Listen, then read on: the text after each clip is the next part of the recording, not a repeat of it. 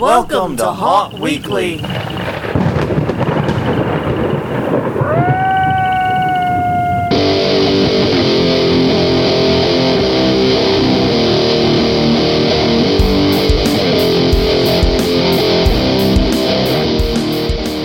Hello, everyone. I'm Jonathan. I'm Crystal. And this is Haunt Weekly, a weekly podcast for the haunted attraction, haunted entertainment community.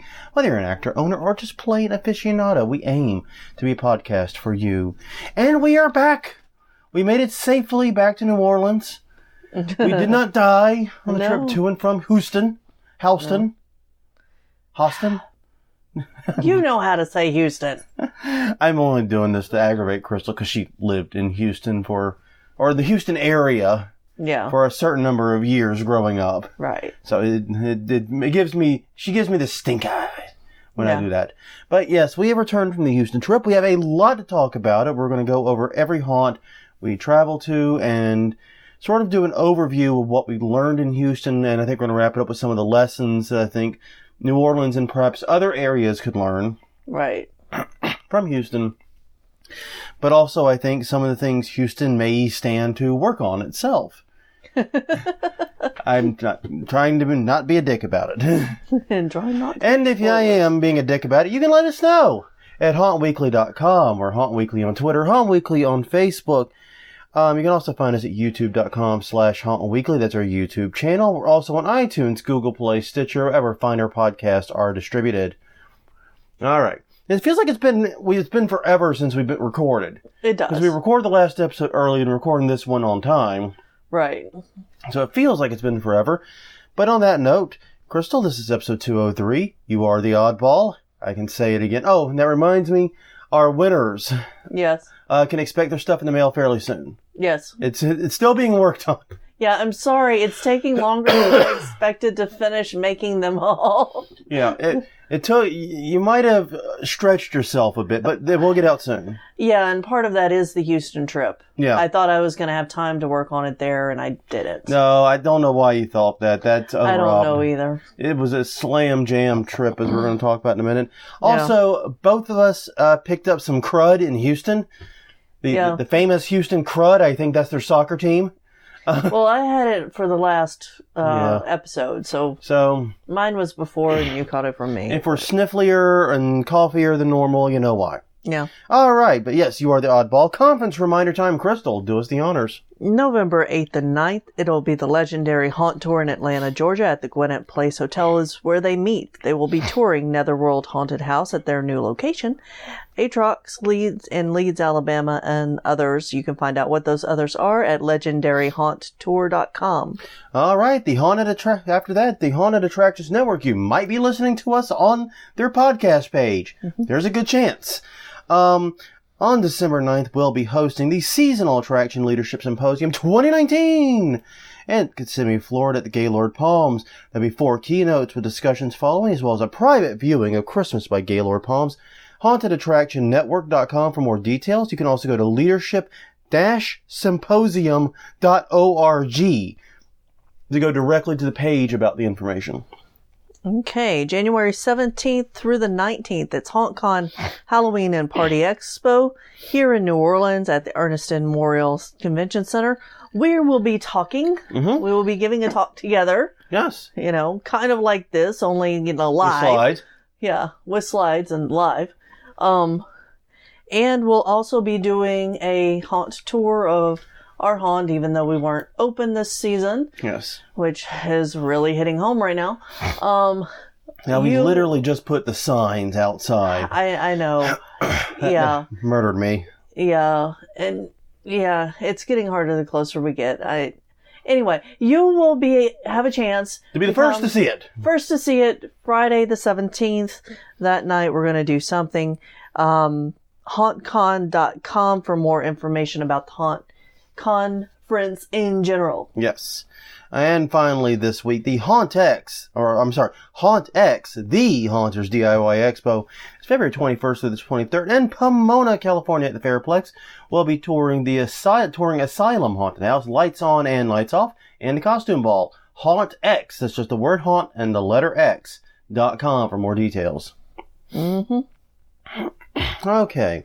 So I don't know why we're scrolling through the conference reminders. We don't have show notes for this because we've already outlined what we wanted to talk about. And basically, yeah, we spent all of last weekend leaving Friday after work and arriving back here Monday during the day, touring 9 different haunted attractions, 2 in Louisiana, 5 in the Houston area, and 2 in the Beaumont-Vidor area. Yeah. Not necessarily in that order. Right.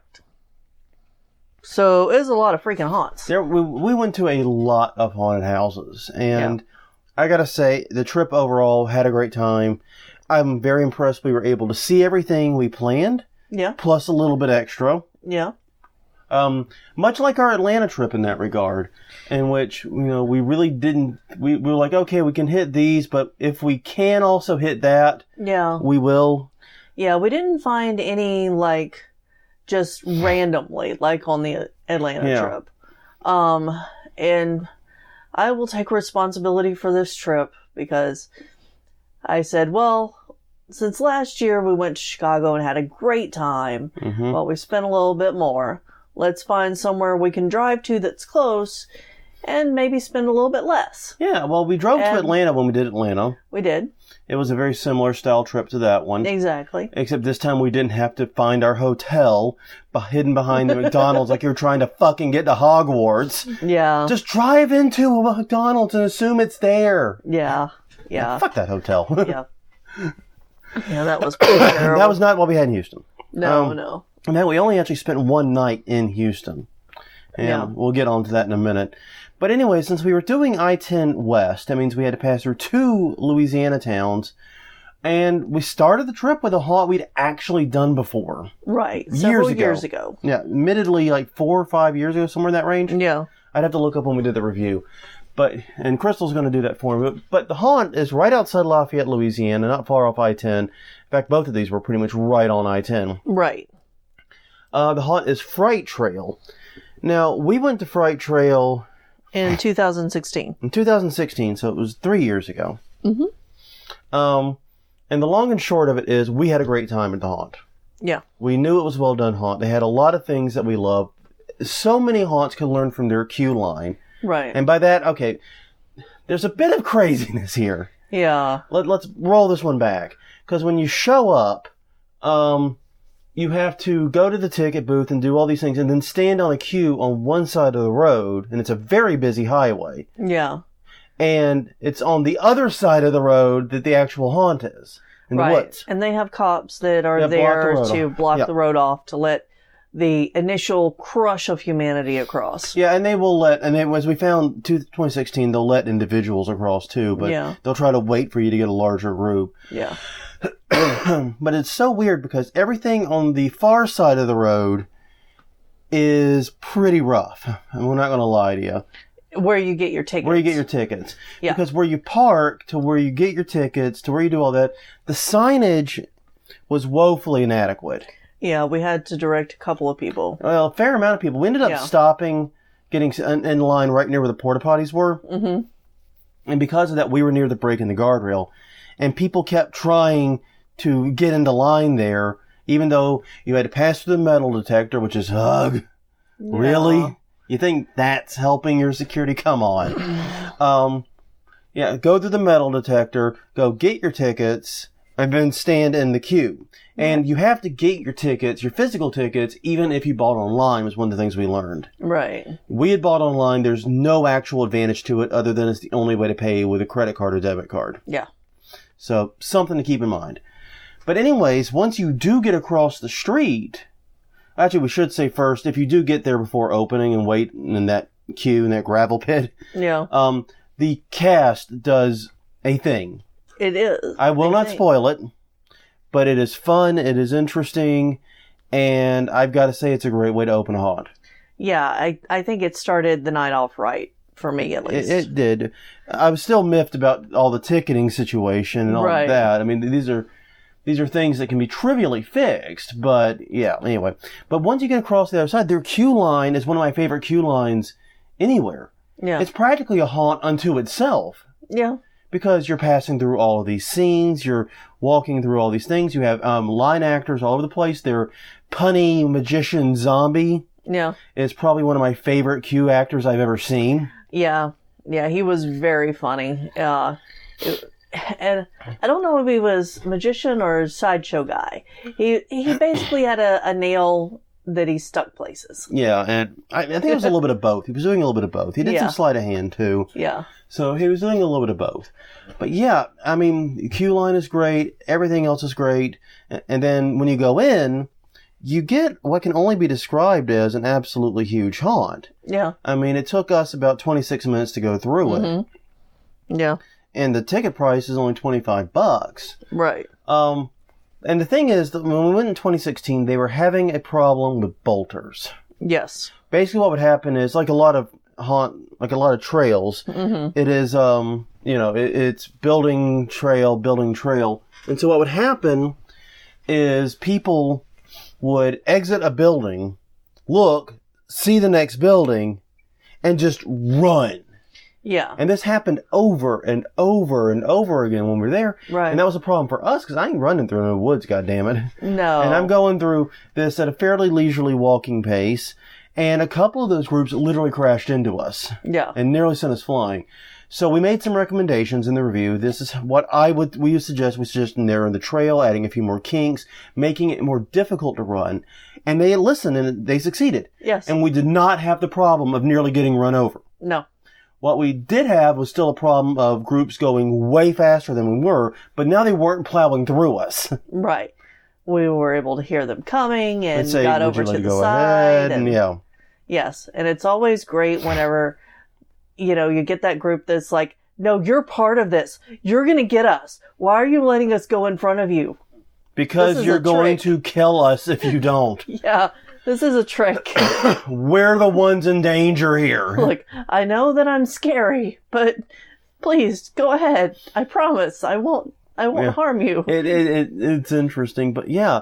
I mean, as far as the haunt itself goes, for a trail haunt, it is very easy to navigate. Ellie was with us on this, and she has, I don't want to say they're mobility issues, but mobility complexities. Yeah, that's fair. She's fully ambulatory. No one's going to confuse her as a not ambulatory person, but she doesn't do well with stairs or steep inclines or things like that. And she was able to get through the whole thing without any issue. Right. Even though it was a lengthy walk. Yeah. And they've definitely made a lot of really good additions in terms of adding new houses and adding new scares. The animatronics were timed a little weird, being in the front of our group a lot. Yeah. I had to keep going back to see them because they were timed. Yeah. Admittedly for the middle of the group, which is right, but that means that certain people don't get to see them. Yeah, I think that, well, especially for some of the ones that are slower to activate, the sensors could be pushed a little bit further up trail. Yeah, further ahead of where they are. Yeah, I think that's a good idea. But no, all in all, I mean, fun experience. Started the night off right. Don't really have any major complaints. Nope. It was pretty darn good overall. So yeah, after that we got back in the car and we drove to Lake Charles, which is also coincidentally pretty much where we were staying for the night. Yeah. We dropped Ellie off in the hotel room. Because her, like I said, mobility complexities, she was tired and knew she could not do another haunt or trail haunt of that length. Right. And I'm really glad she didn't come to Lost Hollows, which was the next one. Right. Lost Hollows, I've got to say that this one's interesting. Because the story here is we don't know Lake Charles. I don't think I've ever even been to Lake Charles. Yeah, we've driven through it. We've driven through it. I think everything we've seen of Lake Charles is what you can see from I-10. Yeah, basically. So we're driving through. So we get there. We're using a GPS, and the GPS is like, "You have arrived at your destination." And look, I'm like, "Fuck, I have." Yeah. I'm in the parking lot for a Target. That's closed. And a Cons and department store. It's a standard big box store shopping center. So I look around the parking lot, and way off in the distance, I'm like, there's a blue light over there, and it looks like a trailer. There's a trailer and some cars parked there. Let's just go there, and if nothing else, maybe we can ask someone. Yeah. That turned out to be it. Yeah. But yeah, when the GPS is like, you have arrived. Fuck you. We have decidedly not arrived at our destination. Yeah. And we called ahead of time because we were getting there close to closing. Yeah, we knew we were cutting it close. Yeah. So we knew that they should still be there. Yeah. And that was one of the stressors. It's like, oh God, we know we're pushing closing time for these guys. We know they're staying open. Yeah. But if we got bad GPS directions, we may not go to this haunt just because we may not get there in time. Right. And that would suck. It would. But no, we did get there in time. And it's an interesting experience because you buy your tickets and do all this stuff there in this con's parking lot. Right. Don't words. Uh-huh. And what they do is they have a hayride that comes and takes you to the haunt. It's a bit like what happens at Hell's Gate. Yeah. If you park in the lot there, except they bring a regular shuttle. Right. They send a truck with a giant trailer hitch and a hayride. Yeah, it's basically a horse trailer. Yeah, it's basically a horse trailer. They've added hay to, so you can sit down and get hay in your underwear, basically. Yeah. It was interesting, and it was kind of the thing that made it kind of weird was it was actually the first cold night we've had in southern Louisiana in like a year. Yeah. And so that ride, 35, 45 miles an hour, and because we're going down the roads. Yeah, we're going on a feeder road to the interstate. Going down real roads, and we're going pretty fast. It got kind of cold. It did. I'm not going to lie. But you get it after you drive through underneath the big archy facade thing, and then you get out, and then there's a house waiting for you. That you go. Well, you forget how quickly we got from the parking lot of a shopping center to woods. Yeah, like the ultimate commercial civilization, quote-unquote, shopping center, to woods to, holy fuck, these are some deep woods. Yeah. It's like, we could not have been in there more than 3 to 5 minutes. No. Like, legit, we could not have been on that hayride longer than that. No. I don't think so, but it felt like we were driving off the edge of the earth. Yeah. So anyway, we get there. Sorry. And the first thing you see is a house. They have a couple of zombies sort of doing the scares. I'm like, oh, wow, just jumping right into it. Yeah. No, actually, this is part of their queue structure. Yeah. Now, if I'm going to give these guys a suggestion right off the bat, which is they have a sign that says VIP tickets go this way and general admission go this way. Right. Light that sign better. Yeah. We were only it was me, you, and like one family. Yeah. The entire family bought the VIP or the Fast Pass or whatever the hell it is. Yeah. And boy, they got robbed. Yeah. There was nobody there. No. I mean, it was a Friday night, early to mid-season, and it was cold. It was the first cold night. We were it. We were pretty much it for that time. It was late at night. So light that sign because everyone froze there because we had no idea where to go because there's 2 ways to go plainly. Yeah. And I'm like, we were able to look and see, but so I would light that much better. Mm-hmm. And then you go through the cattle gate system and get up to the front. And then you go into like a rules room area. It's a little area that leads up to the rules room. Yeah. Because it was like decorated with pumpkins and these weird sculptures. I mean, okay, right off the bat, I'm going to say this, is that the sculpture work in this trail haunt is the best I've seen anywhere. Okay. For as far as a trail haunt, everything was custom made. Yeah. I haven't seen these things anywhere else. Every doorway had an archway that had some kind of decoration to it. But and then it all started with this little section that led up to the rules. Yeah, and I'm going to say, I'm going to expand upon what you said by saying, and this is going to sound like an insult, but I mean it as the highest of praise. Yeah. Because as a haunter, this is legit praise, I think. Mm-hmm. Everything looked like it was junk. Mm-hmm. Like if you've ever seen that movie, Nothing But Trouble, the Chevy Chase film, where there's like this whole mansion with all this crazy ass stuff and every detail of it is like made out of used car parts and things. And it's like that. Everything is, except it's wood here versus like... Yeah, and I don't know what they made all of their giant heads out of. Yeah, I don't know what they made it all out of, but it looked like reclaimed stuff almost entirely. Yeah. And it showed. And it was awesome.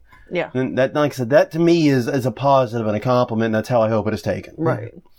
But yeah, you go into this rules area where you sit down, you watch this video of the rules that, whatever. Yeah, it was rules. It was what it was. The best part was the actor that came and sat beside us. Yeah. And chatted in character with us. And, yeah. Meaning didn't chat. Yeah. Well, interacted is what I should have said. Interacted is more accurate. Yeah. And then you go into the haunt. And once again, this haunt was another big one. It was over half an hour in there. Yeah. It was kind of hard to nail down exactly when the haunt began. So I would just say assume you're inside of it for over half an hour. Yeah. It had a lot of different sequences in it with, admittedly, not much rhyme or reason to the sequences. Right. But once again, it looked like it was just a, I guess you would say like a yard for a crazy person. And that they had all this different stuff scattered around in loose collections. Are you saying folk artsy? Yeah. It looked like a true nut lived there. No. There were parts of it. Yeah, parts. Like their graveyard was very well done. Oh, yeah. True. It did not look like that. That did not fit what I was talking about. But yeah, but there's three things I think I have to complain about with it. One is there is a lot of ducking and a lot of climbing, a lot of mobility stuff. They say on their website they're not ADA compliant. Yeah, which is good. Kudos for getting that out there. Yeah. But they did say they would like to be. I don't see how I don't think they're going to be able to. They are, and it's not just the terrain. The terrain does suck in a few places. I didn't know Lake Charles was that much hillier than Lafayette. But it is, apparently. But a lot of it was their choices, like climbing in and out of school buses. Yeah. These parts where you're ducking and crab walking for extended periods of time. And I'm getting on up there in years. I'm not the spring chicken I once was. Yeah. That stuff is not comfortable, and it's not uncomfortable in a way that I want a haunt to make me feel uncomfortable. Right. That's 3 ibuprofen and a beer uncomfortable, not, oh God, that was awesome. You made me feel something uncomfortable. Yeah. That made me feel awkward, uncomfortable. It wasn't that. Yeah. So that's one. Two is, there were a lot of great actors in there, but there were also a lot of very young actors in there. And the youth kind of showed a little bit sometimes. One of the actors got very frustrated that we weren't really reacting to his scares. Yeah. And verbally got angry with us about it. Said, why are you not getting scared type thing. Yeah. And that's youth kicking in. Yeah. I get that. The thing about it is, this isn't a competition, and I think it was John LaFlamboy. You corrected me on this. I'd always attribute this quote to Japes. I think that might have been where you heard it first. But either way, it came from John LaFlamboy, and it could be Japes, because this is something he would say. You can't scare everybody, but you can entertain everybody. And that's what happens if you realize you can't scare someone, entertain them. Yeah. Flip the switch, move on. Some of the actors don't know that. Some of them get it really well. Yeah. That hillbilly duo, the only way I can think to describe them. Yeah.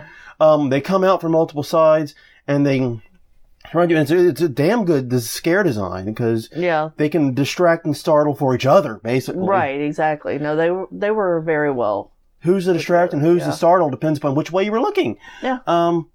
But yeah, so they do that, and they didn't get the scare, so they just flipped the switch and they started interacting. They had us fucking laughing. Yeah, they turned on comedy, which was great. I loved it, and that was one of my most memorable scenes. And there was there was a great scare in one of the holiday sections. I'm trying not to spoil it, but I do want to, my compliments to the chef for the little reindeer. Yeah. And that's all I'm going to say.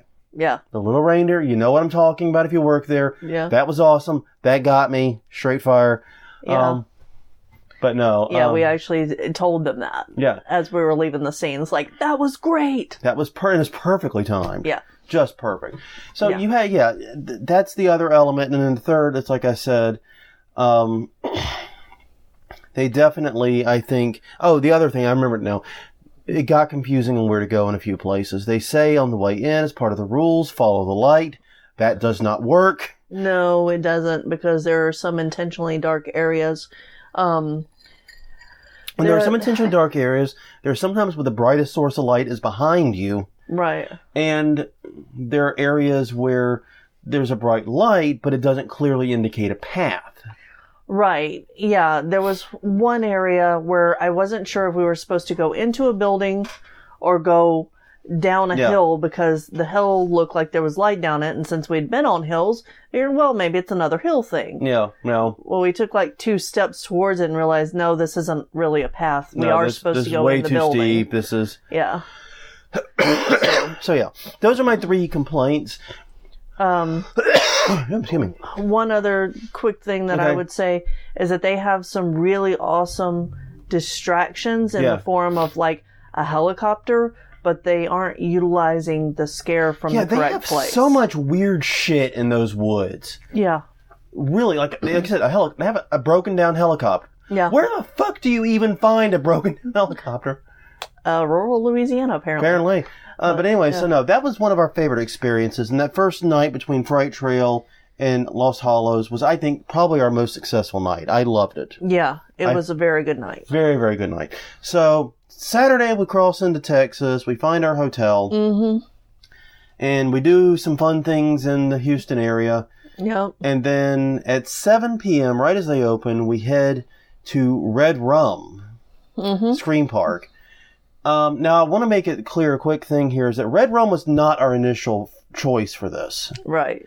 We were originally going to go to Phobia. It's a bigger attraction. It was actually closer to where else we wanted to be that night. Right. It would have worked better driving time-wise, and it would have worked better in terms of having a bigger name haunt. The problem we found out was that Phobia is cash only. Yeah. And if all 3 of us went, it was going to be $225 for us to go to all the attractions. Yeah. That is a lot of cash to carry around. Yeah, that doesn't include any merch that we might have seen that we wanted, or drinks, or ATM fees else. we would have paid because we're out of our area. Yeah. We're going to be using somebody else's bank. Yeah. Yeah, it would have... it wasn't working. I don't trust businesses that do more than like $50 a business per customer and don't take debit and credit card. I'm sorry. It's anti-consumer. It's insanity. We live in the age of Stripe and Square. I cannot fathom that. No. So we did not go to Phobia. Instead, we went to Redrum, which offered us easy tickets online. Yeah, and we actually did contact them to see if there was any way to pay with card before we told went. us flatly no. Yeah. So yeah, instead we went to Redrum. Yeah. Redrum is a scream park with 4 attractions. Mm-hmm. Well, because we knew we had a busy night, we went ahead and paid for the Fast Pass. Right. Probably was not necessary. It was a fairly quiet night, but once again, we showed up right as it opened. Yeah, we showed up right at opening, so we did see more people showing up as later. We were leaving, yeah. Yeah. And luckily we were able to make it through everything fairly quickly, and unfortunately we were able to make it through everything fairly quickly. Yeah. Because the thing about Redrum is, like I said, it's a scream park. It's $35 for a standard ticket. And if you go to the 3 haunted attractions, which are Twisted Circus, Cinegore, Deadwood Asylum, you get, for us, it was only about 22 minutes inside the haunt. Yeah. 22, 23. And there is a 4th attraction, the laser tag, which was not working at the time. Yeah. We waited for them about 15 minutes for them to fix it. Oh, we had to go, yeah. Yeah, the gentleman at the door was very nice. Super nice. Oh, my God. Super honest with us about what was going on. Most patient person in the world there. Oh, my God. That guy deserves so much credit. But, yeah. And I think it's safe to say that we don't need to go through the attractions individually here. We'll do it in the Garbage Horror Review. Yeah. To save a little time. The main theme here, though, is that they're following kind of the Leonard Pickle philosophy, which is instead of having one 15,000 square foot attraction, you have 3 to 5,000 square foot attractions. They're on queue lines. You sell tickets and combo passes and do that. And the idea is that you do these small but very tight haunts. Right. And that can follow one theme and very closely and run with it. That didn't happen here. No. The one theme that was in all of them was a maze. You can see our episode about mazes. Yeah, we have long things about how mazes do not do anything for us other than piss us off. Yeah. I have not done a maze for fun since I was 5. Yeah. And we'll say this is also the start of the Texas chainsaws. Yeah. That was the other thing we noticed very quickly is once we crossed into the border, every haunt A had a 3D clown portion. Yep. Or a 3D clown attraction, one or the other. Had a Texas... Sorry, go ahead. With the exception of the very last one. Yeah, we'll get into that one. Yes, you're right. We will get not a 3D part, but they still had the... Texas Chain. Some wannabe Leatherface from the Texas Chainsaw Massacre. Because this is the correct part of Texas, more or less. Yeah. As close as you're going to get in being a city. Yeah.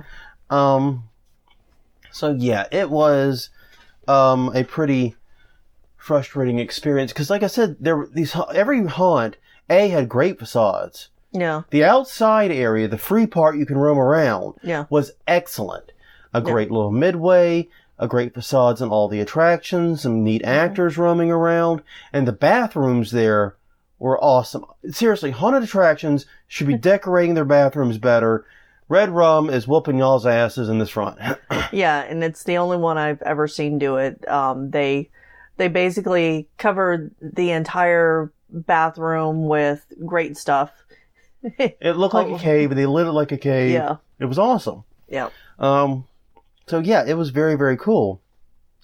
All the stuff outside was excellent. All the hanging around bits were pretty cool. Yeah. The haunts themselves, though, were short. And they had some great scenes in them, but they also had very lengthy patches of nothing. And then, like you said, they all had mazes to some stripe. And then mazes exist pretty much solely to pad out time. And yeah, these haunts were extremely short, like I said. Yeah. So we got done there. We got done with all the haunts at Redrum. And this was after waiting 15 minutes in line for the laser tag thing and not being able to go through it. Yeah. We got through it so fast that the parking attendant or the person that was running that area said, "Y'all done already?" Yeah. Yeah, and then they did ask the fateful question, "What did you think?" And we couldn't answer them. I said, it was a haunt. I mean, yeah, it was not a good start. But we were optimistic because we were going to the haunt most recommended to us in Houston, Creepy Hollows. Right. And judging from the amount of people there, that haunt definitely has a reputation that this was easily the most crowded attraction we went to. Yeah. It was busy. And once again, all of the outside stuff was amazing. Yeah. And their midway included like a rave dance party area. Yeah. And so by the time we got to this haunt, what we realized was happening at both, because both had an area to just drop people off, is that parents are dropping their kids off for the night at these haunts. So then they have to have these great midway areas so the kids have something to do all night. And they have once again had actors, some of their very iconic actors roaming around. Yeah. Doing things too. It was, like I said, the outside area was really, really good. But we ran into the same problem at Creepy Hollows that we ran into Redrum, where the haunts themselves were incredibly small. Yeah. And though I will say the design was better at Creepy Hollow. No. I really loved a lot of the individual scenes and a lot of the detailing. But once again, it felt incomplete. There were still sections that were not. Right. And we're not decorated. I will say that the $10 VIP upgrade there was the best VIP we've ever Yeah, it is absolutely bananas to me. Okay, it was hard to find the ticket booth. Right. Which is the one thing that should never be hard to find. But that's their problem, not mine. Yeah. But yeah, it's absolutely bananas to me because they have a $10 VIP upgrade. And apparently nobody's buying it, or at least nobody was buying it that night, who were the only people using it. Yeah. And the result of that was we just got in the first of every single line without any problems. No. And there were these huge, long queues that probably took 30, 40 minutes to get through at these attractions. I am not sure why nobody paid to upgrade to VIP. No. Now both of these haunts, Redrum and Creepy Hollows, had an interesting way of tracking where you've been. These are not haunts where you pay. See, Scout Island here, it's you pay your fee, you can go on the haunts all you want. Yeah. All night long. Yeah, we did Devil's Island twice. Last Swamp time we Tour. were there. Yeah, Devil's Swamp. Swamp Tour twice. That's not like that at this. No. You get to go to each haunt once. At Redrum, they mark off. You give a wristband on the way in, and they literally mark off every time you go through a haunt. Yeah. Here, they give you a lanyard with a card, and they cut a corner off the card to represent you've been there. Yeah. Which is interesting. It's, yeah, very interesting. I mean, we still have that ticket because, it's an actual quality card. Yeah. But then they deface it by cutting off corners. Yeah. But it is what it is. Yeah. Still, once again, I really love the outside area. Mm-hmm. The haunts themselves were better than Redrum. Yeah. But it still felt like incomplete experiences. And they were touch haunts. Yes. Which was not advertised. Yeah, it was not clearly advertised. I had my luscious long locks down for this trip. And I had mine up. Yeah, it was opposite day. And I got my hair... I had to wash fake blood out of my hair when I got back to the hotel room. Yeah. The long and short of that. So, we ended up, like I said, going through all of these haunts pretty quick order. Mm-hmm. And once again, a 3D clown attraction called 2A8 Scary Factory. They had an outdoor attraction called Dark Woods, which I know Dark Woods is the one in Natchitoches, but... Right. And then the Pitch Black, which is their quote-unquote main haunted house. It was the original, I think. Mm-hmm. Was it better than Redrum in my mind? Yes.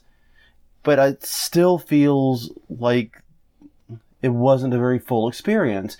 And I can tell that a lot of the focus is on the things around it. Right. Because like you said, they're obviously trying to push for you to drop off your teenagers and your tweens and whatever and have them spend the day there. Yeah. And I mean, there were areas inside the haunts that felt empty. Mm-hmm. And they had, what felt like 10 to 15 characters walking around outside. Yeah. There were definitely places where actors were not present, and they had, like I said, characters running around outside, but the characters outside couldn't interact with the queue lines. No, because of the way the queue lines are structured there. So they were just oh my God. Yeah. It was frustrating. Now, these were very good queue actors. I'm going to be clear. What they were doing was awesome. It was hilarious. I watched them work a little bit. Yeah. They're funny, scary people. They are good. Yeah. But they seemed limited in where they could go and what they could do. Right. And I suspect it's probably frustrating for them. Yeah. That's my suspicion. So anyways, after Creepy Hollows, we were not in a good mood. And by the way, that one took us 21 mintes to get through the everything, 3. So 21 minutes there, 22 and a half minutes at Redrum. Yeah. Not the longest haunt in haunt times. Once again, clearly trying to lean on this being a place to hang out, with the haunts being an element of it. Right. Not a haunted attraction, first and foremost. Yeah. So by this time, like you said, we were not in a very good mood. We were on the way back to the hotel and debating whether or not we were even just going to pull up stakes and get the fuck out of Houston. Yeah, basically. I'm not even kidding. No. But no, we had time, and we were literally across the interstate from our final destination. We did this deliberately. Yes. We knew where we wanted to end the night. Right. Because they advertised on the site free adult beverages. Yep. And we knew we wanted a hotel close enough to it that an Uber and a Lyft would not be an obstacle. Exactly. And yeah, indeed, it was a $5 Uber each way. That was great.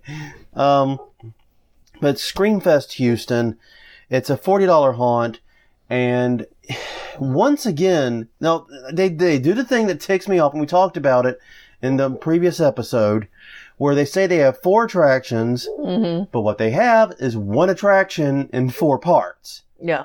You cannot go into these attractions separately. Right. It's 1 queue line, 1 admission, 1 go. Now, you can go to it as many times as you want while you're there. Right. Which is different from the first 2 that we were in. Which said you can only go through once. Right. So basically, you're totally free to go through it once when you show in, hit the midway, get some beers, play some games, and try it again. Yeah. You're totally free to do that. Yeah. Which I think is cool. It was a 21-minute haunt for us, and the reason we're talking about the time, when we don't normally talk about the time, is going to come up at the end of the episode. Yeah. We might be running a bit long this week, by the way. Yeah, sorry. Sorry about that. We had a lot to go through. But so anyways, And now the neighbor's dog has decided to join in. Yeah, sorry. If you pay, I don't know if the lavaliers will pick him up or not. If they do, I am sorry. Yeah. So anyways, the haunt itself was good. I mean, it was fine. Every room was lit either with a strobe or with a blue siren light. Yeah. They seemed to only have one lighting style, but they did have 4 very distinct sections. They did. So, I mean, I get why they're claiming to have 4 haunts, Right. but they really only have one. Yeah. And it's just a big, big haunt. And it's a haunt that stands on its own as an attraction. It would be about the size of, like, Devil Swamp Tour here in New Orleans, for example, in terms of minutes. It's at least close. And things like that. So we go, so we get there, we go through the attraction. And like I said, it's very, very distinct different parts of it. They even had a New Orleans cemetery part. Right. Which was actually pretty well done. Yeah. Well, and they also, so pretty much, Creepy Hollow also had a New Orleans cemetery. So. Yeah, if anyone in Houston knows, do you have New Orleans style cemeteries there? I've never seen one there. Or is this just a New Orleans fetish? Yes. I believe that that's correct. All right. If y'all, Because it is sweet. Yeah. I appreciate it, but it's not necessary. I've been to lots of cemeteries in the Houston area. You would know, actually. Yeah. You're probably the expert. I probably shouldn't ask the internet. Yeah. You would know. Yeah, I have not seen them. No. So yeah, but there was a couple of places where there was definitely missed scares where they could have had actors, but the haunt never felt as empty as parts of like Creepy Hollow did. Right. Or Redrum even felt empty in places. It never felt empty to me. Yeah. They missed a few there's one hallway I remember we were going down. Yeah. Like on either side, it's these curtains, like you're going in through a hospital. Oh, yeah, and the semi-private rooms on each side. Yeah, it was really well done. It's really well done. And I'm peeking into the fucking rooms trying to see what's going on. What is this? What is this? What is this? And then nothing happens. Now, I'm assuming something happens in that room normally. Yeah. So I don't think I'm spoiling that nothing happened to us, because I don't think that's what's going to happen to you. Right. But I was really, actually very anxious going through that sequence. Yeah. Because they had so many options for getting me. But yeah, I mean, the haunt itself was good. I think they could definitely work on some of the detail work in the lighting, but they've got the actors. Yeah. They've got the quality of actors. And they've got fairly good scare tactics. Yeah, and their scare tactics are at least good. That was one of the things that was missing from both Redrum and Creepy Hollow. Yeah. Was the design for scaring. Right. Because especially Redrum, it was a bigger problem in Redrum, where they would build this really neat looking sequence. Yeah. And then just an actor in there, and they just scare them. Yeah. Like, I loved in Redrum the movie theater room. Right. That was so cool, because they had a room that was probably about the size of the tiny-ass room we're in now. Yeah. But the way they positioned the entrance, the way they had you come up a little ramp and do everything and mess with your perspective, you swore you were going into a large movie theater. Yeah. You would have sworn it. And meanwhile, it's like a 15 by 15 room. It's not very big. No. It was a beautiful setup, but the scare in there, unfortunately, was just a person in the seats. Yeah. I mean, that's all. That's all they had. There was opportunity, and nothing was executed. Yeah, I wish it had been like one of those chairs that come to life. Like the seat was the the act. That would have been fun. They could have done a lot with that, and I know. And instead they just threw an actor to the wind, and that's an impossible room to pull off. Yeah. But anyways, getting back to Screamfest Houston, we did the haunt. We went out. I drank far too much. Yeah, and I do want to say that this is the only haunt that used La Llorona, which is a Spanish horror story, a Mexican horror story, and the only one that had actors using Spanish. Yeah, which I really appreciated, and I understood what she said. Yeah, Duolingo, go Duolingo. Exactly. So yeah, that was cool. But yeah, so we get out of the haunt. We drank far too much. Play some carnival games. They have all horror-themed carnival games, all except for a couple. Yeah.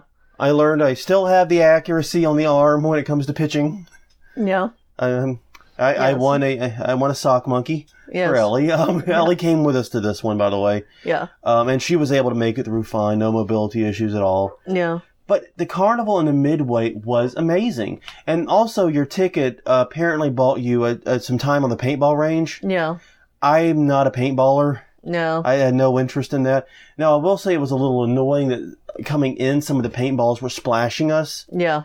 But fairly minor deal at the end of the day. Yeah, it looked like there was maybe one or two people who were targeting the people walking by the fence. Well, and the thing is, the fence was stopping it. Like, you weren't getting hit by the paintball. The netting and all that was stopping it, but it was causing the paintball to burst. And you get drizzled a little bit by the paintball. Yeah, but on the Midway, they had some of my favorite characters. God. The characters on the Midway were breathtaking. They were breathtaking, and they were impressive.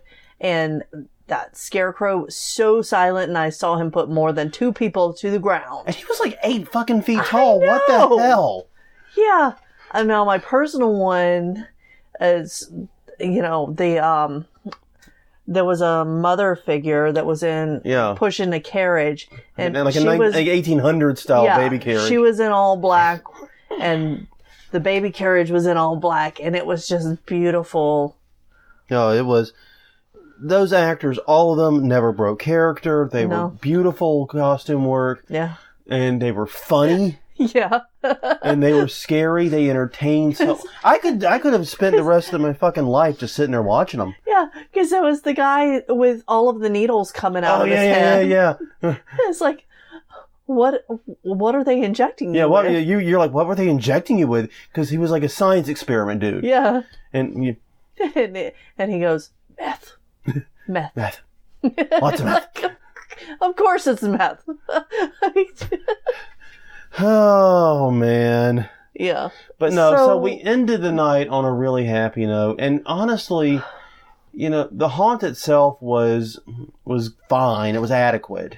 Yeah. I think with a few small adjustments, mainly focusing on the lighting and some of the decorations. Yeah. I think they could really amp it up to the next level. Right. But really, once again, it's the Midway, it's the stuff around it that really pulled it together. Yeah. I mean, there's definitely room to grow, but I think that of the 3 we went to that night, that's definitely my favorite. Ellie noted this to us. When we picked her up when we met her to get the Uber, I should say, we didn't pick her up. We didn't drive home. We are responsible people. Yeah. We lifted and Ubered both ways. But when we met with her, she's like, I thought you two were going to beat the crap out of me. You were in such a bad mood. Yeah. And by the time we left Screenfest, we were happy, we were skipping, we were giggling. Yeah. We had a great time. And it wasn't just the free Mick Ultra. Mick Ultra, I do not like Michelob Ultra or Bud Light, but for free, it's pretty goddamn good tasting beer. It is free. When it's free, it tastes amazingly wonderful. I can't explain it. Yeah. The funniest thing, isn't it? Yeah.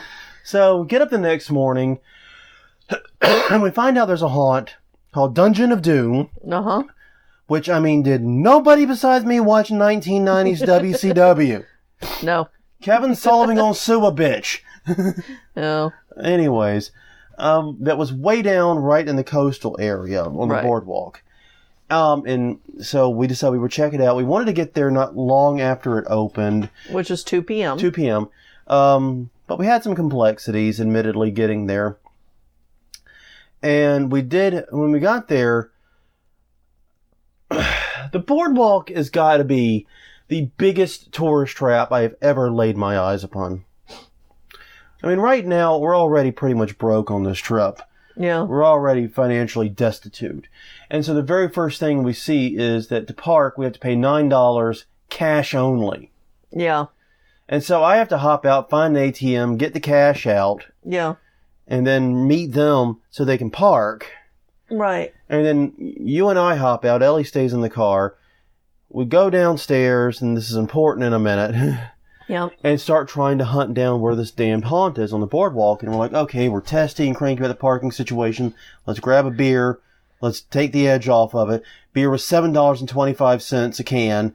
Now I'm really pissed off. Yeah, because we're not paying that. And there are people harassing us to take our photo to try to sell us our picture. Yeah. And I'm already in a bad mood.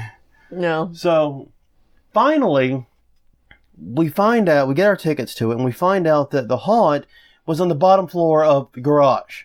We just walked all the way to the opposite side. Literally, we have now toured the entirety of the boardwalk, both ways. Yeah, because there were no signs. And they said that they were pushing a combo pass for it and the roller coaster. Oh, and all the other rides. It included all the rides at the boardwalk. Yeah. But they mostly the roller coaster. But nobody wants to do the fucking carousel. No, but the roller coaster, I mean, it looked awesome, but by this point we were just done. Yeah, I really I love wooden roller coasters. I have a thing for all kinds of roller coasters, but wooden ones have a special place in my heart. Just because they ride so unsmooth, it's a very visceral experience. It is. Yeah, and I mean, I think if we'd been more prepared for this type of boardwalk, then we wouldn't have been so aggravated by it. Yeah. But yeah, as it was just a frustrating experience trying to get to it. Yeah. And so we get to it, we finally find it, and then we get pissed off because we like I said, when we left the stairwell after parking, we were literally within 20 feet of it. Yeah. No signage. No. Nothing. It's like... No. In fact, when we left it, we were at the elevator that we had just come down. And 30 minutes earlier. And I said, hang on a second. I got to stop. I got to check out something. And I turned around and I faced back at the haunt. And I said, no, we're not idiots. There just isn't a sign. Yeah. We're not morons. Anyways, we finally find it. Now we're in a bad goddamn mood. Yeah. Because there's been every single iota of pressure to spend more money. Yeah. Well, literally, Disney World doesn't push you this hard to spend money. I'm not even kidding. I've done Disney World multiple times. Yeah. This is just tourist trap hell. Not my scene. But it's through the haunt, and the haunt actually was pretty good. Yeah. Those actors make it. Oh, yeah. Okay. If I were to describe it, it's a good mid-tier haunt. Yeah. It's about 10, 15 minutes long, depending upon how you score it. Yeah. It's $15 a ticket, so it's mid-price range, mid-size range. Yeah. It's generally pretty well decorated, and it has some very, very dedicated actors. Yeah. Yeah, they were really cool.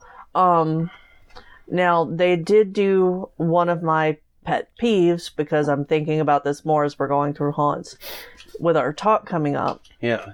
At HauntCon, see us there, is that they used the actor as the distract for the animatronic. Well, and to pair that, they also lit the animatronic so well, you knew instantly it was an animatronic. Yeah. So, turn down the lights on the animatronic, activate the animatronic. Let me see this vague movement, this weird shit going, what the fuck is that? And trying to see what it is, and then you hit me. Yeah, from the other side with the actor, instead of the actor saying, hi, and then there's my experiment. Well, yeah. But I mean, these actors were literally climbing the fucking walls. They were. Literally. Yeah. I mean, these guys... I have no idea. Actually, I shouldn't say guys. It was 2 guys and 1 girl in particular that I remember very strongly. There were, I think it was more female actors. I think there were more women actors, but the ones that were really bouncing around and like... selling it, that was the crew there. There had 3 core people that were really, really selling it hard. They were working there. It felt like more than 3. Maybe it was. Yeah. Yeah, but there was that one girl who was climbing on the boards above us, and I don't know how the heck they got up there. I don't know how she stays up there. I don't... I'm too old for this shit, man. I gotta get out of the haunt. This is what haunting is going to require me. I'm getting out of this goddamn industry now. Yeah. Because that was insane. But yeah, I mean, even after as cranky as we went in because of being trapped in tourist hell, I really enjoyed the haunt. Yeah. Like I said, it's a good mid-tier haunt. It reminded me a lot of like what locally Chamber of Horrors was. Yeah. You know what I mean? Yeah. Some crazy-ass actors bumping around this place, a mid-size, mid-ticket price. It was good. I just really wish it wasn't stuck in the middle of crappy Disney. Yeah. Yeah. So yeah, I mean, no, but Dungeon and Doom was a lot of fun, and I gotta say, also smart, even though we were there like 3:00 in the afternoon, bright ass day, by putting it on the bottom floor of the garage, there was no light issues at all. You could not tell what time of day you were in there. No. So don't worry about going to it during the day. So yeah. And then that evening, after hitting up a German beer garden and a lovely little bar near it, because we had to kill some time, right, we went to Terradome. Yes. Which, honestly, in terms of just being the highest quality haunt in the Houston area, this is the 5th Houston haunt. Yeah. This was the highest. The set of what we saw. The set design and the actors were incredible. Yeah. The scare tactics were very good. Scare tactics were solid all the way through. The only problem is that it was really short. Yeah. It was only about 7 minutes long for us. Yeah. And that's frustrating for a $20 haunt. Now, the problem is they are out of space, basically. They're out of room. They've said they've tried to buy another attraction. They were rebuffed. They're hoping to have a new location at some point. And goddamn, if they keep the same set design or they keep everything, their team the way it is, when they get a new location, this is going to be a haunt to watch. Yeah. But here, I'll say this, though. Even though they barely had the location to have a haunt, they still had a small midway. They did. They had a zombie paintball thing. Yeah. They had a carnival game. And they also managed to squeeze in a 3D clown attraction. Which Dungeon of Doom did not. Dungeon of Doom also did not. Yes. They did not. I'm trying to remember if they had a chainsaw. I think they did. I thought they did, but, it's all starting to blur together. I think they had an electric one. Yeah. It's all starting to blur together, though. Yeah, it is. We'd have to go back and listen to our raw notes. But yeah, they did. And they also had a couple of really tall character actors. Yeah. The tall puppets walking around outside. Yeah. They had some really, really neat stuff. Mm-hmm. For a haunt that, like I said, was struggling with the fact they just didn't have space. Yeah. They still crammed in a lot of stuff around it. Yeah, and I will say that this is the haunt that got me the most. Yeah. Because they have a particular tactic that works really well on me if it's done really well. Yeah. And they did it really well. Hey. Well, after that, we started leaving the city, leaving the state, actually. Yeah. And we went to Beaumont, which is east of Houston, for the Haunted Hotel. Yep. I want to save the really long conversation about this one for the review. Yeah. But the thing about it is this. I found out after we went through it. I didn't really know going in because we were looking at the Facebook page for most of the info. Yeah. I went to the website afterward.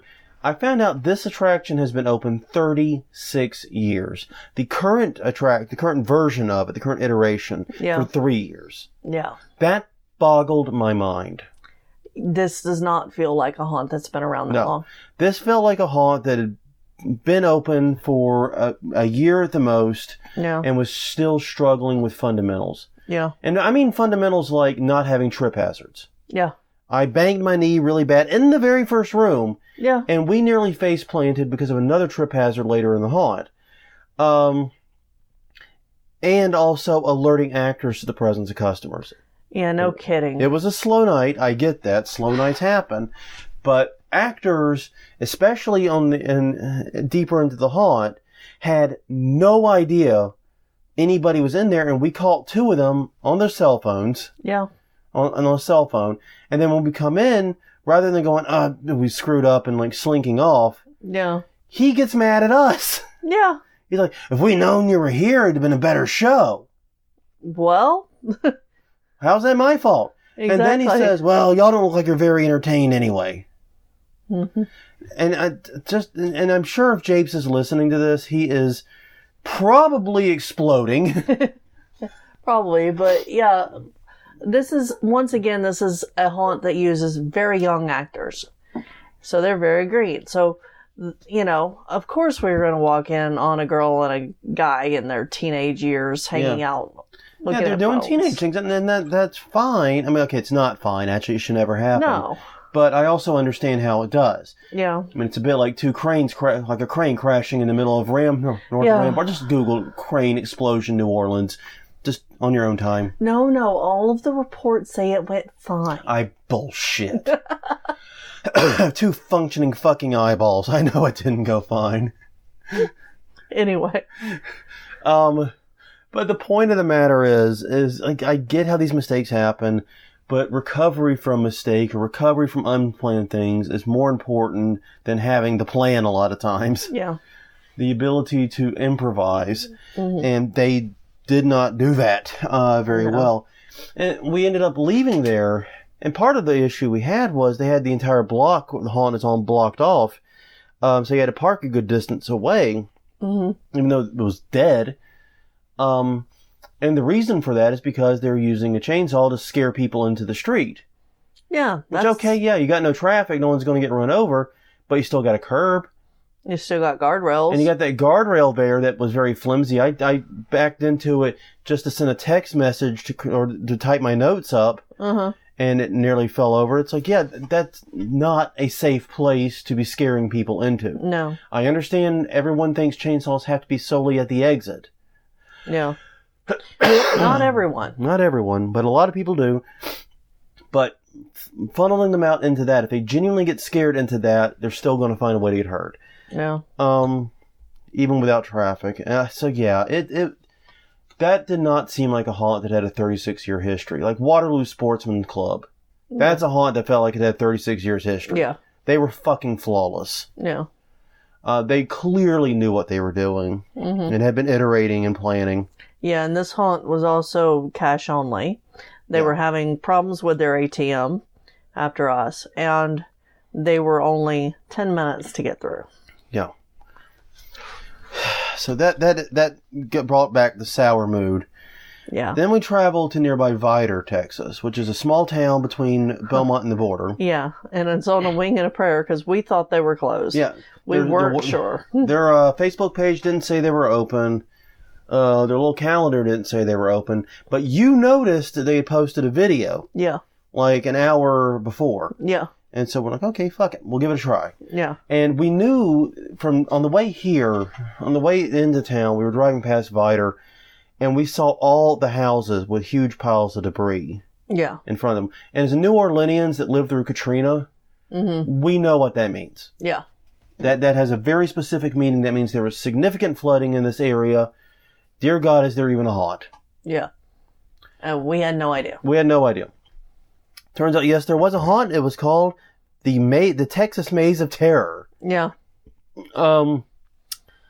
This was exactly what I want from one niggle. You're not a maze. No. In fact, it's weird. You were the haunt without a maze. Yeah. Yes, you had no maze in you. And it is funny because, like Redrum, everyone in a fucking maze or something. Yeah, I know. Oh my God. Oh baby. Oh, that was something else. But no, if it's exactly what I would want from a rural haunt. Yeah. It was a lot of fun. We enjoyed it. Once again, it looked like it was made out of junk, and that's a compliment. Yeah.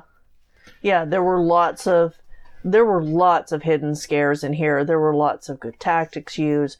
There were tactics I hadn't seen before. I really had a good time at this haunt. As a safety guy in haunts, I get nervous when I see hallways without clear exit doors, or even worse, the hallway with all the exit signs and only one of them goes anywhere. Yeah. That makes me very antsy from a safety perspective. But the actors were very dedicated. They had a lot of good scares in there, and they did a very good job attacking on multiple levels. High, low, middle, front, back. They full 360 attack experience here. And these actors were very dedicated to acting crazy, and there were portions of it that genuinely felt like I was going through a nut house. Well, yeah, like the person who jumped down from the 10-foot ceilings in front of you? Yeah. Yeah. And then there was that one woman who literally ran beside us in a hallway and was wearing like a straitjacket. I think it was a straitjacket. And I just crashed into a wall and then crumpled into a couch or something. Like, was that a scare or just something that made me go, what the fuck?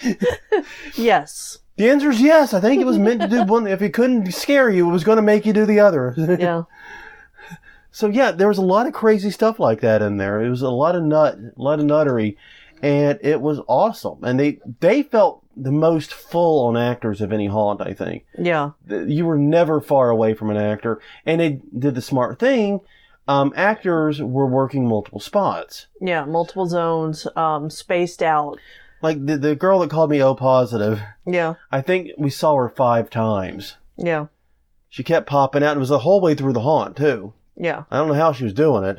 Yeah, and there was one clown that I saw multiple times, too. So, yeah, that was a really fun haunt.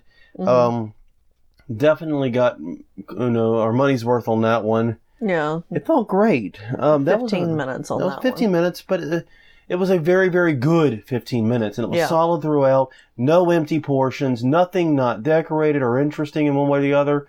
Even the outside parts where they didn't even really have walls. You're watching actors on the walkways above you. You're watching, I mean, you always have something to be looking at and something to be thinking about. Yeah. You never had a dull moment. No. So it was a good note to end the trip on. Yes, it was. And then we made our way back to New Orleans, and that was that. But when we got back to New Orleans, we started thinking about the Texas experience broadly. Yeah.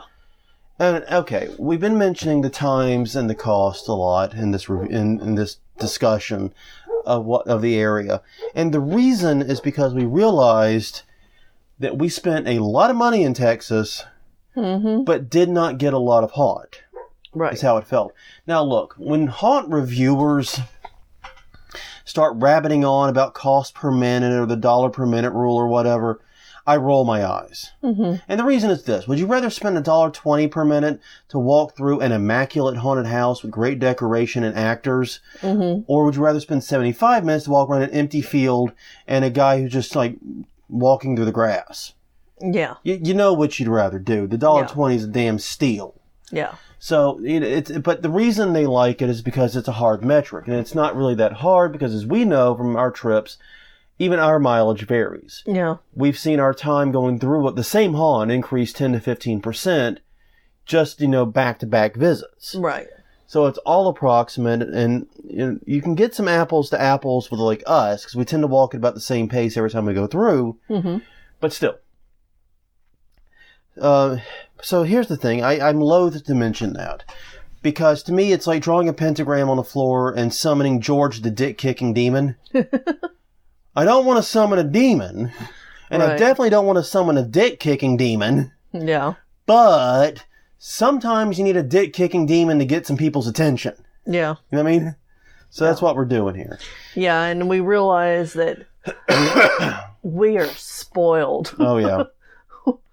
Yeah. And so what we did when we got home was we actually sat down. We took notes on all the times. We took notes on how much we spent.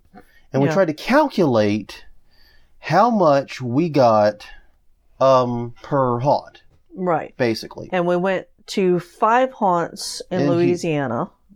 In Louisiana, and you sure? 5 haunts in Louisiana. Yeah, you're right. And including 2 screen parks. Yes. And 7 in Texas. No, we went to 6. NOLA Nightmare Rise, Scout Island, Fright Trail, Lost Hollows, 13th Gate. We've done 13th Gate since. Yeah. So it's 6 and 7 in Texas. Okay. Yeah. 2 screen parks in both. Because I'm not counting Screamfest Houston as one because it is a singular attraction. And we wanted to see how much money did we spend and how much time in the attractions did we get. Yeah, and this is per person. Per person. I'll spare the worst of the details here. Basically, per person, and this is, by the way, you did all this math. I'm taking credit for your hard work here. Though I took the notes on the time. No, that's nothing. In Louisiana, we spent just under $200. We spent $199 per person. No.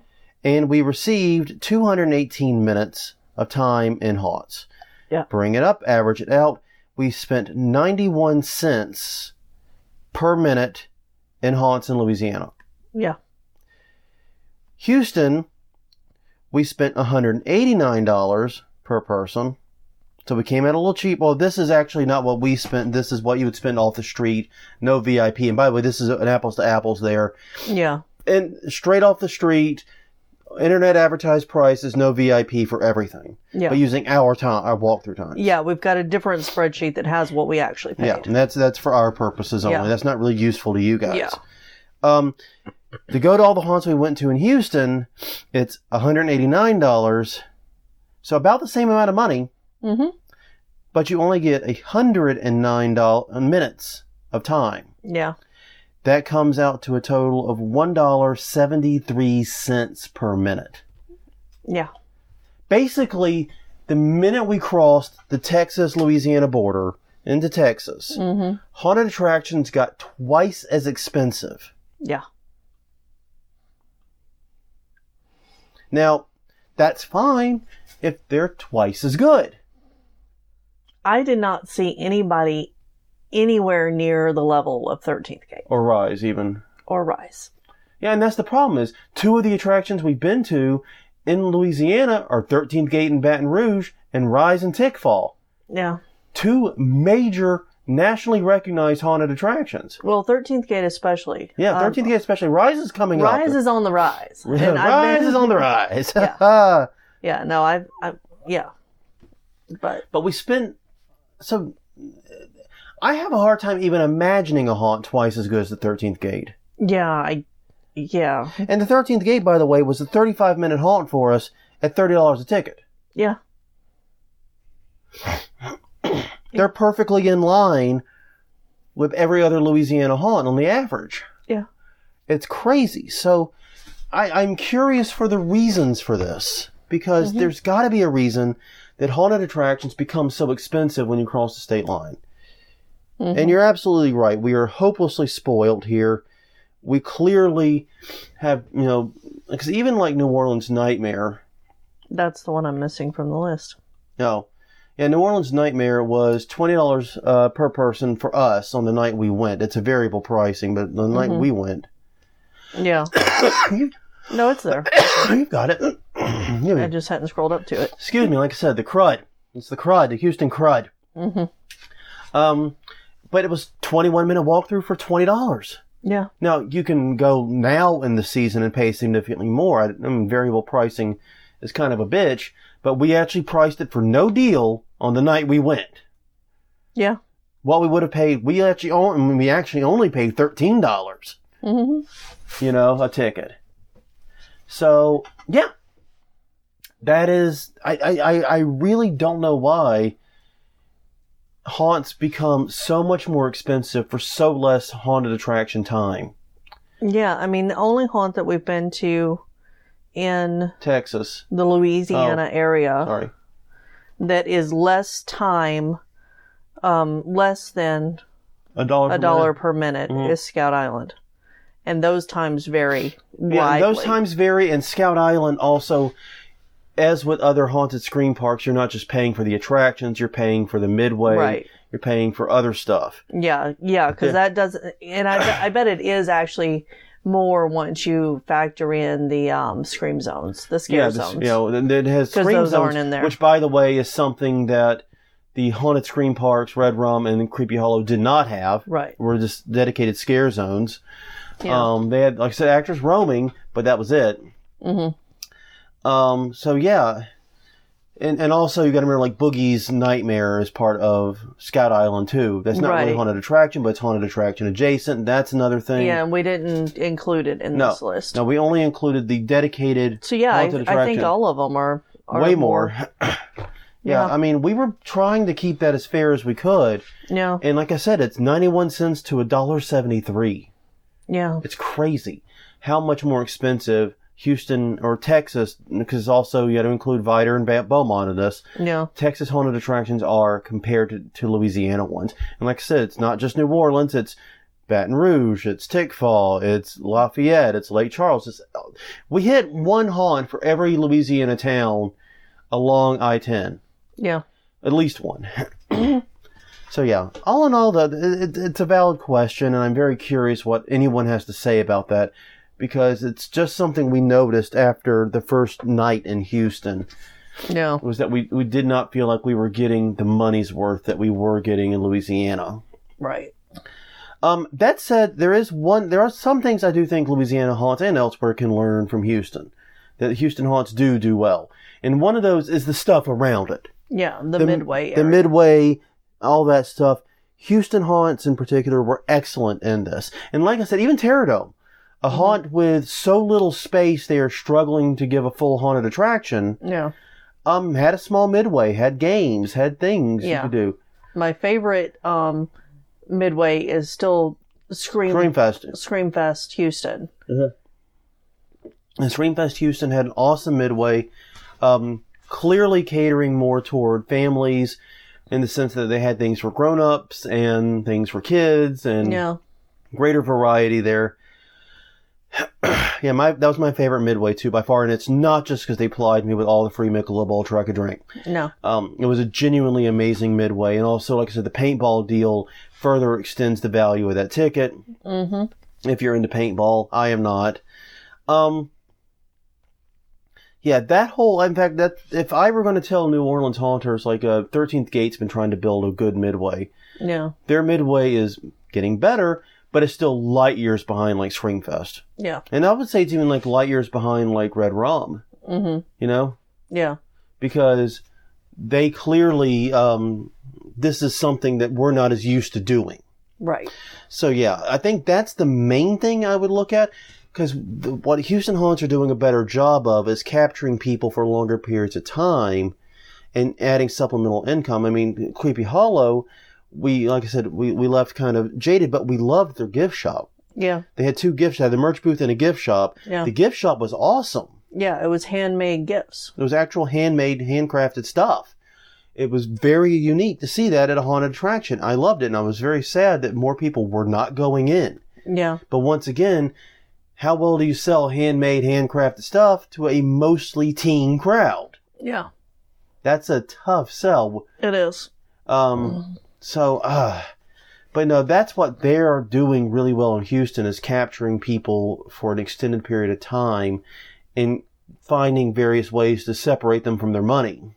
Mm-hmm. Which, I mean, as a business owner, that's a good thing. That's not criticism. Yeah. That's not me mocking them. That's me supporting them. I just, as far as the haunted attractions themselves, though, Houston is behind what I've seen in New Orleans and Atlanta and in Chicago. Yeah. Like every other town we made a trip to, we have seen attractions that are bigger, better designed, better decorated on the whole. And that feel safer. So, yeah. All in all, that's kind of my takeaway is definitely is very, very good to learn about the outside stuff from Houston. But, like I said, Houston, I think, could stand to really up the game and the size and the scope of what they're doing inside the attractions. I agree. Well, is that everything for right now? Yeah. Yeah, because we ran way long. It's about 20 minutes too long for a Haunt Weekly episode. Sorry, guys. I didn't mean to burden you with this, but we had a lot to get through. So we'll just leave it here. This has been Haunt Weekly, episode 203, talking about our Houston trip. A lot of stuff going on, obviously. You can find us at hauntweekly.com, Haunt Weekly on Twitter, Haunt Weekly on Facebook, youtube.com/hauntweekly is our YouTube channel. You can also find us on Google Play, iTunes, Stitcher, wherever the finer podcasts are distributed. But until next time, I'm Jonathan. I'm Crystal. And this has been Haunt Weekly, episode 203. Next episode's 204. That means it's time to do the news. We'll see you then.